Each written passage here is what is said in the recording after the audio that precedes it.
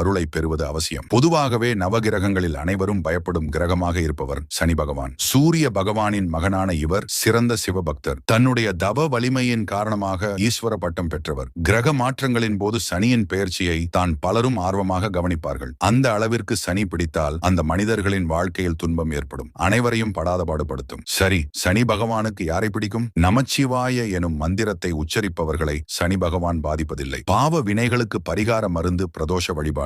இதனை தடையின்றி செய்பவர்களை சனி பகவான் ஒருபோதும் தண்டிப்பதில்லை. அனுதினமும் சிவபூஜை செய்பவர்களை சனி பகவானுக்கு பிடிக்கும். சுத்தமும் சுகாதாரமும் நிறைந்தவர்கள், மற்றவரை அல்லல் படுத்தி ஆனந்தப்படாதவர்களை அவர் பிடிக்கும் காலத்திலும் பாவ மன்னிப்பு அளித்து பாதுகாப்பார் சனி பகவான். சத்தியம் தவறாதவர்கள் மனதில் நித்தியவாசம் செய்வாள் மகாலட்சுமி. அந்த திருமகள் இருக்கும் இடத்தை திரும்பி கூட பார்ப்பதில்லை சனி பகவான். சனி பகவான் இப்படிப்பட்டவர்களை ஒன்றும் செய்ய மாட்டார். ஸ்திரவாரம் எனும் சனிக்கிழமை விரதம், சுதர்சன எந்திர வழிபாடு செய்வது சனி பகவானுக்கு பிடிக்கும். ருத்ராட்சம் அணிந்தவர்களை